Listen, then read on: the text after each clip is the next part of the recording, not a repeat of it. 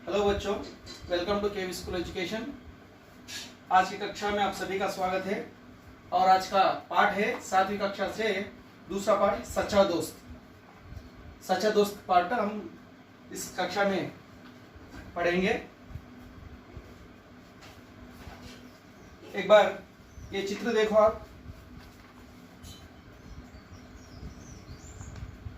ये चित्र में पेड़ पर यहाँ पर कौवा या चिड़िया, उसके बच्चे हैं, घोंसला, और ये झूला, लड़का झूला झूल रहा और थोड़े बच्चे यहाँ पर नीचे हैं, खेल रहे हैं, और यहाँ पर एक पक्षी भी आ रही है। मतलब पेड़ के बारे में इस पाठ में बताया गया है। अब हम पाठ विस्तार से पढ़ेंगे। अपनी अपनी किताबें खोल के देखो, पेज नंबर 6। मैं ये पैराग्राफ पूरा पढ़ूंगा, बाद में आपको समझाऊंगा। एक पेड़ था, उसका एक दोस्त था, उसका नाम अमर था। दोनों आपस में बहुत प्यार करते थे। हर रोज अमर पेड़ के पास जाता था, उसके फल खाता था, उसके पत्ते इकट्ठा करता था, इन पत्तों की माला बनाता था, पेड़ के तने पर चढ़ता था, उसकी शाखाओं से झूलता था। दोनों आपस में आंख मिचौनी खेलते थे। जब वह थक जाता तो पेड़ के छाया में सो जाता। इस तरह दोनों बहुत खुश थे। बच्चों, इधर बताया गया एक पेड़ था, उसका एक दोस्त था, उसका नाम अमर।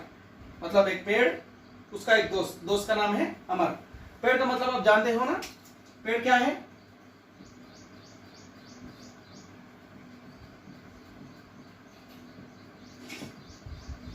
पेड़ है चेटू, ट्री। दोस्त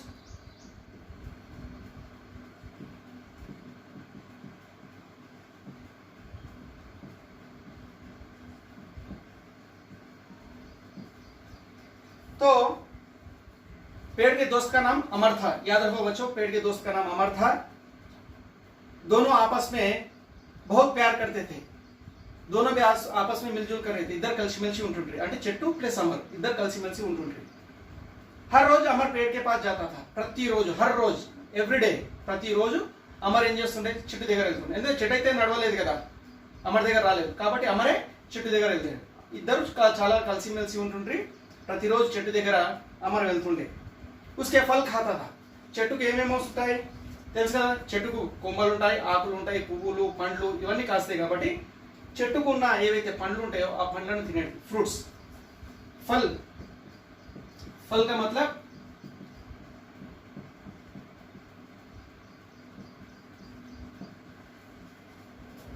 फल, फ्रूट, फ्रूट्स, पंड्लू।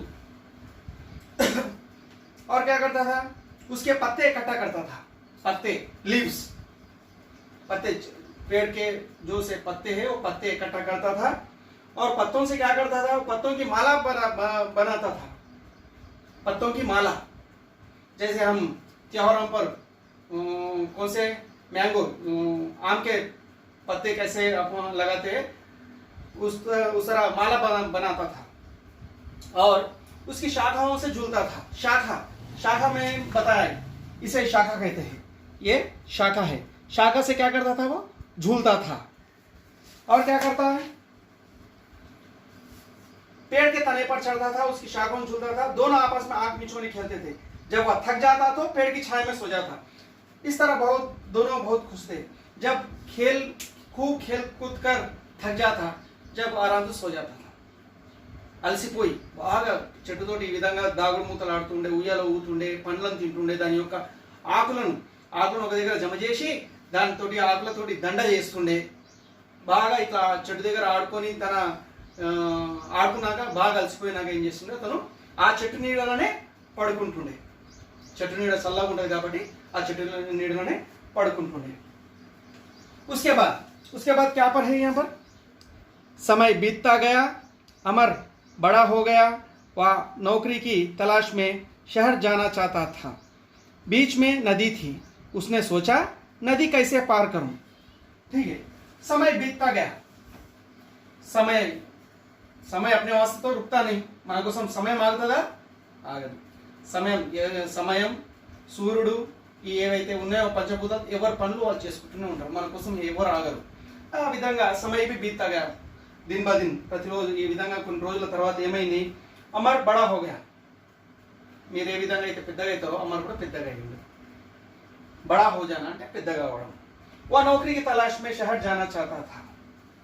నౌకరీ ఇక పెద్దగా అయినాక ఏం చేయాలి, మన తిండి కావాలి అంటే ఖచ్చితంగా ఏదైనా చిన్న ఉద్యోగం చేసుకోవాలి. ఆ విధంగా నౌకరీకి తలాష్ మే, జాబ్ కోసం. నౌకరీ అంటే ఇక్కడ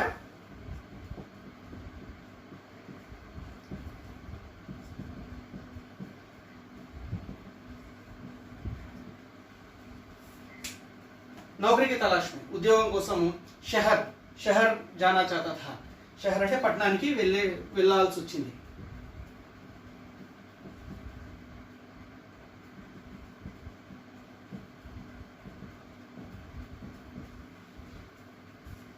शहर बीच में नदी थी, उसने सोचा नदी कैसे पार करो. అయితే ఆ ఊరు దాటి పట్టణానికి వెళ్ళాలంటే ఒక నది ఉంది, నది అంటే రివర్.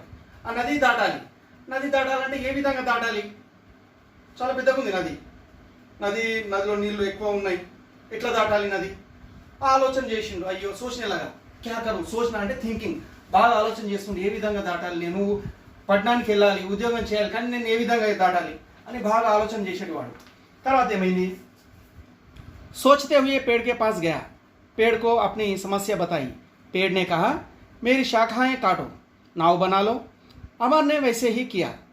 अमर शहर चला गया, वहाँ खूब पैसे कमाया, गांव लौटा. लौटने के कुछ दिन पहले उसने गांव में तूफान आया था. तूफान के कारण अमर का घर टूट गया था. वह पेड़ के पास पहुंचा. पेड़ ने कहा मेरा तना काट कर अपना घर बना लो. अमर वैसे ही किया. ठीक है बच्चों, इसमें क्या कहा गया, सोचते हुए पेड़ के पास गया. यहाँ पर रिवर है, नदी उंदी, ये विधा कैसे पार करूं, बहुत सोच के हैरान हो गया, क्या करना. अपने दोस्त पेड़ के पास गया అంటే తన ఫ్రెండ్ ఎవరు, చెట్టు దగ్గరికి వెళ్ళిండు ఆలోచన చేసుకుంటే ఎట్లా దాటాలి నది అని చెప్పి. पेड़ को अपनी समस्या बताई. अपनी समस्या, ఆ ఆలోచన ఏదైతే ఉందో ఆ సమస్యను చెట్టుకి చెప్పాడు. ఎందుకంటే చెట్టు తన దోస్త్ కదా, ఫ్రెండ్, స్నేహితుడు కదా. చెట్టుకి చెప్పిండు అమర్, నేను టౌన్కి వెళ్ళి జాబ్ చేయాలనుకున్నా, नौकरी करना चाहता हूँ मैं, मगर मैं क्या करूं, नदी कैसे पार करूं मैं. अपनी समस्या बताई. पेड़ ने कहा कि मेरे शाखाओं काटो और नाव बना लो. अमर ने वैसे ही किया. ఇక చెట్టేమన్నది, అయ్యో అట్లానా, సరే నా కొమ్మలు ఏవైతే ఉన్నాయో కొమ్మలను నరుక్కో, काट दो. काट के क्या करना, नाव बनाओ. नाव का मतलब क्या है यहाँ पर, पड़वा, छोटी सी नाव बना लो, చిన్న పడవ లాంటిది చేసుకో, నువ్వు అది నది దాటడానికి ఉపయోగపడుతుంది. అమర్నే క్యా క్యా సరే అని చెప్పి కొమ్మలు నరికేసిండు, చిన్న పడవ చేసుకుంటూ నది దాటేసిండు. అమర్ షహర్ చలా గయా. మొత్తానికి అమర్ ఏం చేసిండు, ఆ విధంగా పట్టణానికి వెళ్ళిండు. షహర్ చలా గయా. వహా ఖూబ్ పైసే కమాయే. అక్కడ పోయిండే ఉద్యోగం కోసం డబ్బులు బాగా సంపాదించిండు, డబ్బులు బాగా సంపాదించిండు, మంచిగా సంపాదించిండు. గాంలో ఒకట ఎంత టౌన్కి వెళ్ళినా మళ్ళీ తిరిగి ఊరికి రావాల్సిందే కదా, తిరిగి మళ్ళీ మన ఊరికి వచ్చిండు. लौटने के कुछ दिन पहले उसने गांव में तूफान आया था. అయితే वो अमर लौटने से अपने गांव को लौटने से थोड़े दिन पहले, కొన్ని రోజుల ముందు, అమర్ తిరిగి రావడానికి కొన్ని రోజుల ముందు ఒక పెద్ద తుఫాన్ వచ్చింది. एक बड़ा तूफान आया था तना ఊర్లో. उस तूफान में क्या हुआ, अमर का घर टूट गया. घर, इल्लू.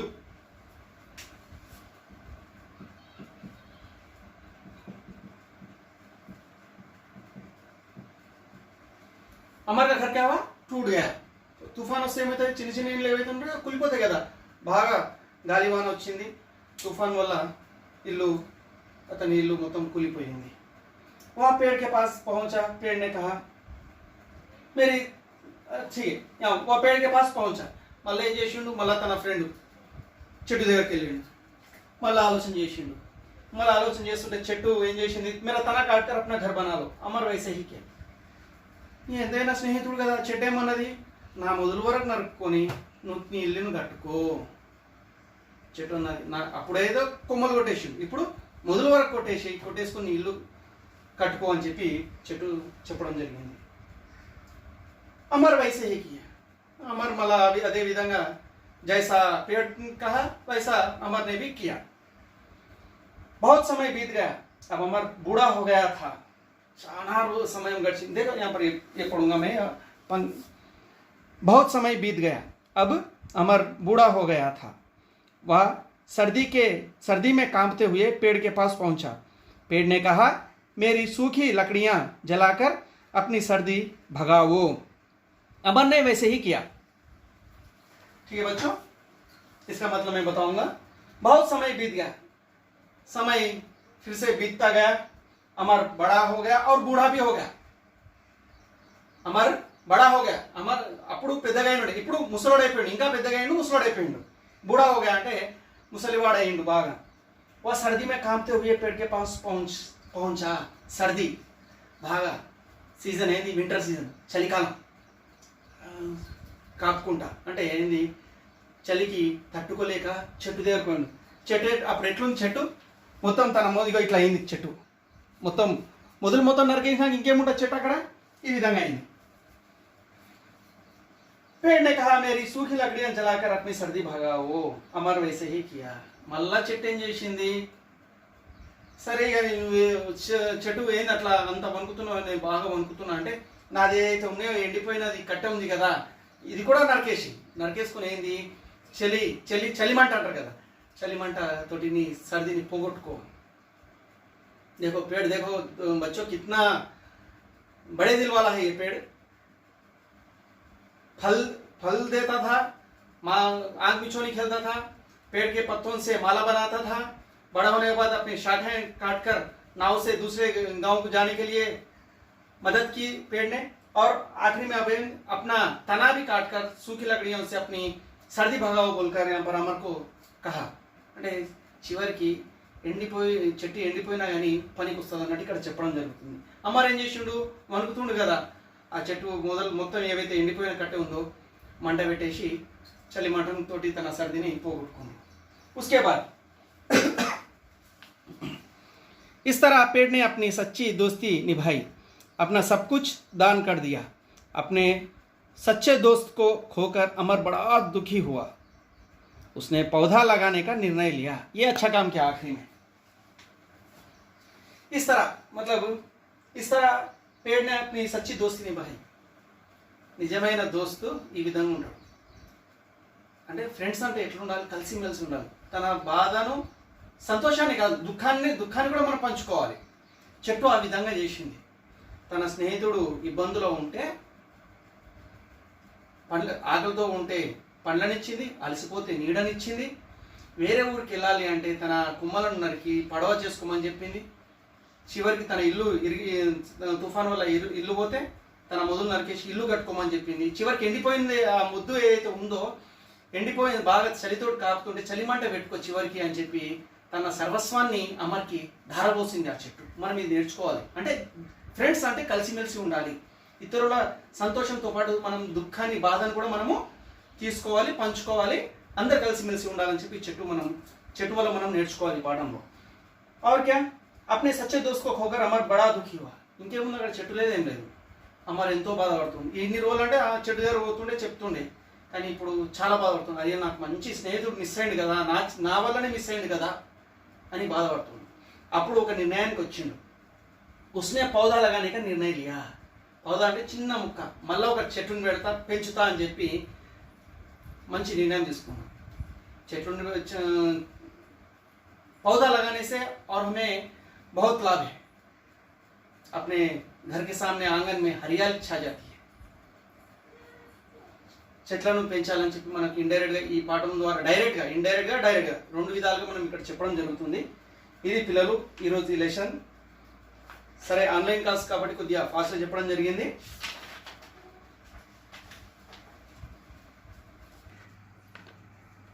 ठीक है बच्चों, इस पाठ के पेज पलटाने के बाद 8वां पेज में इधर सुनो बोलो में 2 प्रश्न बताए गए हैं। अमर और पेड़ की दोस्ती के बारे में बताइए। अमर और पेड़ की दोस्ती के बारे में बताइए. इसका मतलब है అమర్ మరియు ఆ చెట్టు ఇద్దరు స్నేహితులు కదా ఏ విధంగా కలిసిమెలిసి ఉండేటివారు उसके बारे में बताइए. और दूसरा प्रश्न है पेड़ हमारा सच्चा दोस्त है कैसे. पेड़ हमारा सच्चा दोस्त है कैसे. ठीक है, ये दो प्रश्न का मैं उत्तर मैं आपको आप सोचो, मैं बाद में बताऊंगा. और यहाँ पर आ में नीचे दिए गए वाक्यों को उचित क्रम में क्या बताएगा, नीचे दिए गए वाक्यों को उचित क्रम में बताइए.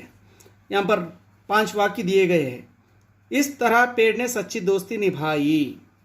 अमर का घर टूट गया, उसका एक दोस्त था, सब कुछ दान कर दिया, मेरी शाखाएं काटो, नाव बना लो.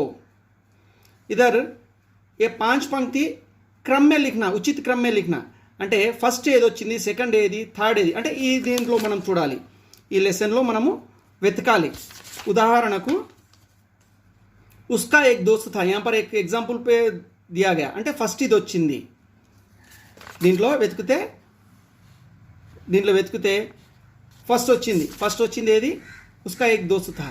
దాని తర్వాత సెకండ్ వచ్చింది, సెకండ్ రాయండి ఇక్కడ ఈ బ్రాకెట్లో. సెకండ్ రెండో లైన్ ఇది, మూడో లైన్ ఇది, నాలుగో లైన్ ఇది అంటే ఏది వస్తే ఆ విధంగా. ఇది చూడండి, ఇది లాస్ట్ది ఉదాహరణకి చెప్తాం. ఇస్ తరహ పేడ్ నే సచ్చి దోస్తి నిభాయి. చూడండి ఇక్కడ అంటే ఇది లాస్ట్లో ఉంటుంది. వెతకండి, దీంట్లో వెతికి మీరే ఇంటి వద్ద ప్రాక్టీస్ చేసి ఫస్ట్ ఉంది కాబట్టి సెకండ్, థర్డ్, ఫోర్త్, ఫిఫ్త్ ఏది ఉందో అది దీంట్లో రాయండి. ఉస్కే బాద్ లిఖో. దీంట్లో చూడండి, पेड़ से हमें क्या क्या लाभ है. पेड़ से हमें क्या क्या लाभ है. पेड़ से हमें क्या क्या लाभ है. पेड़ అంటే చెట్ల వల్ల మనకి ఏ లాభాలు ఉన్నాయి. इससे पहले हमने पाठ में देखा अमर और पेड़ से अमर क्या क्या करता था, फल खाता था, पत्ते इकट्ठा करता था, झूलता था, सो जाता था. ఏ పూరే లాభించే అంటే చెట్ల వల్ల మనకి ఏమేమి లాభాలు ఉన్నాయి. చెట్లు మనకు పళ్ళని ఇస్తాయి, పూలను ఇస్తాయి, కొమ్మలను ఇస్తాయి, నీడనిస్తాయి, మనం ఊయలు ఊగొచ్చు. చెట్ల మొదలు నరికి మనం కిటికీలు, తలుపులు, బల్లలు, కుర్చీలు, దర్వాజాలు ఇట్లా చెట్ల వల్ల అనేక లాభాలు ఉన్నాయి. మనం ఇక్కడ రాయాలి पेड़ से हमें क्या क्या लाभ. पेड़ हमें ఏం రాయాలంటే पेड़ हमें फल देते हैं, फूल देते हैं. ఈ విధంగా మనకు చెట్ల వల్ల ఏమేమి లాభాలు ఉన్నాయి అవన్నీ దీంట్లో మనం రాయండి. మీరు ఆలోచన చేయండి, రాయండి. ఇంకా ఇక్కడ शब्द भंडार దీంట్లో చూడండి, निम्न शब्दों के अर्थ गुब्बारों से चुनकर लिखिए. निम्न शब्दों के अर्थ गुब्बारों से चुनकर लिखिए అంటే ఇందులో ఉండేటి ఇక గుబ్బారా అంటే ఇవి బుగ్గలు, బెలూన్స్. ఈ బెలూన్స్ ఉన్నాయి కదా, ఇందులో 5 అర్థాలు ఇచ్చిండు. మిత్రత, హార్, వృక్ష, జమ, ఖోజ్. అదేవిధంగా ఇక్కడ గ్రీన్లో కూడా 5 అర్థాలు ఉన్నాయి. దోస్తి, పేడ్, తలాష్, మాల, ఇకట్ఠా. ఏ పర్యాయవాచి శబ్దం అంటే దీని యొక్క అర్థం ఇదే. అంటే తెలుగులో లేదు, ఇక్కడ హిందీ టు హిందీ ఉంది. ఇప్పుడు ఉదాహరణకి ఇక్కడ దోస్తి అంటే ఇందులో చూడండి, మిత్రతన, హార్, వృక్ష, జమ, ఖోజ్. మేము దోస్తి అంటే మిత్రత, ఇక్కడ మిత్రత అని చెప్పి మనం రాసేయాలి. నేను ఒకటి రాసిన తర్వాత తలాష్ అంటే ఇది ఆల్రెడీ అయిపోయింది, ఇది ఇక్కడ వచ్చేసింది కాబట్టి ఇది కాదు. తలాష్ అంటే హార్, వృక్ష, జమ, ఖోజ్.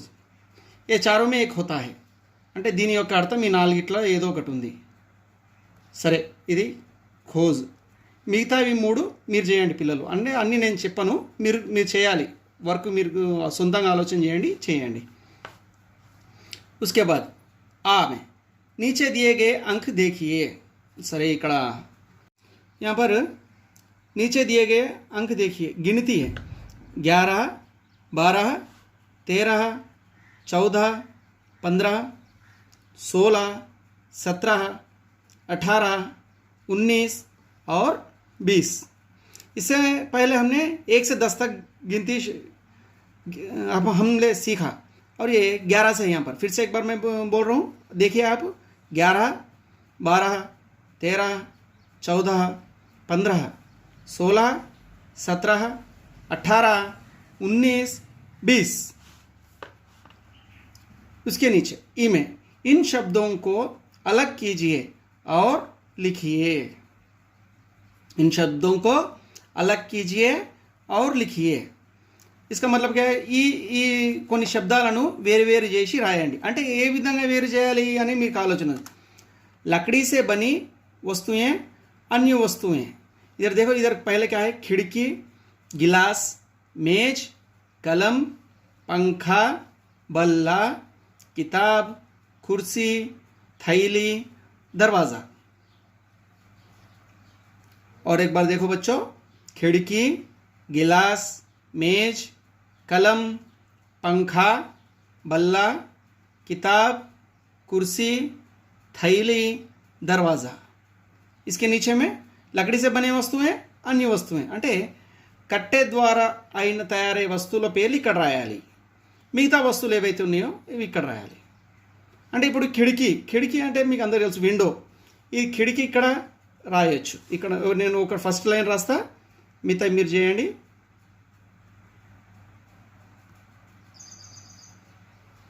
కిటికీ। గిలాస్ అంటే చెక్కతోటి అయితే కాదు కదా, గిలాస్ ఇక్కడ వస్తుంది।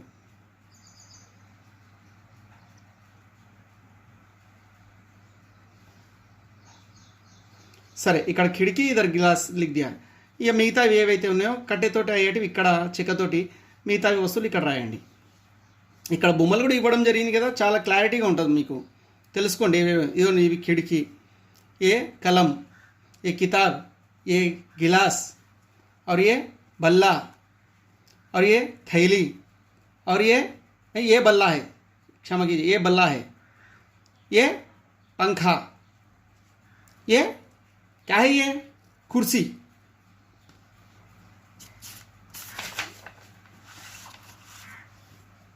भाषा की बात समझो और पढ़ो। बच्चों ये समझ लो और पढ़ो। एक पेड़, अनेक पेड़, एक फूल, अनेक फूल, एक घर, अनेक घर, एक फल, अनेक फल, एक शहर, अनेक शहर, एक गांव, अनेक गांव।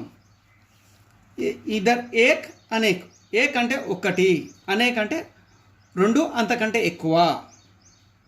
एक पेड़ ఒక చెట్టు, అనేక पेड़ ఎక్కువ చెట్లు, एक फूल, अनेक फूल, फूल అంటే ఇక్కడ పువ్వులు, एक घर, अनेक घर, घर का मतलब ఇల్లు, एक फल, अनेक फल, फल అంటే फ्रूट పండ్లు, एक शहर, अनेक शहर, शहर का मतलब टाउन, एक गांव, अनेक गांव, गांव का मतलब विलेज। ठीक है बच्चों, ये आखिरी में निम्न संकेतों के आधार पर पेड़ के बारे में लिखिए। इधर संकेतन दिया है, इधर संकेत, ये संकेतों के आधार पर पेड़ के बारे में लिखना है। इधर पेड़ बीच में है, पेड़, इधर क्या दिया है? फल, पत्ता, फूल, शाखा, तना।